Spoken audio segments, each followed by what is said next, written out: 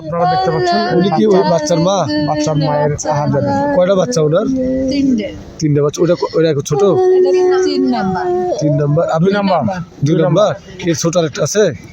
ওটা 2 বছর বয়স হচ্ছে আর একটা কুলে 3। আচ্ছা আবার আপনি কথা বলার মতো 3 মাসের কোলে একটা আছে, আর যেটা পড়ে গেছে সেটা 2 বছর বয়স। এটা 2 বছর বয়স। আচ্ছা, ওর বড়টার আর বড়টা 9 বছর। 9 বছর। বড়টা 9 বছর, এটা 2 বছর, আর 3 মাসের বাচ্চা আরেকটা আছে। 3 মাসের বাচ্চা আরেকটা আছে। ঘটনাটা কখন করা একটু বলেন তো?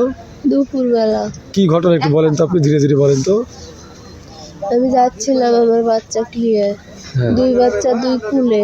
আমি বলছি চল আব্বু, ওখানে টলি পুঁতে গেছে, আমরা দেখে আসি।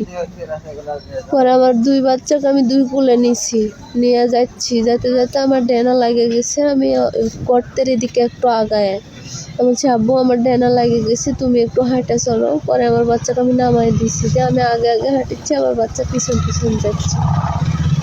আমি গর্ত পার হয়ে চলে গেছি, আমিও গর্ত খেয়াল করিনি, লাড়া দিয়ে ঢেকে আছে তো আমি খেয়াল করিনি।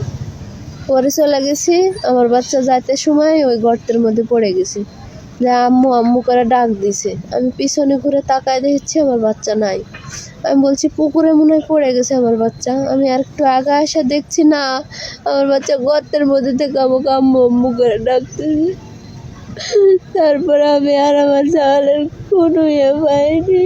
দুপুরের দিকে ঘটনাটা?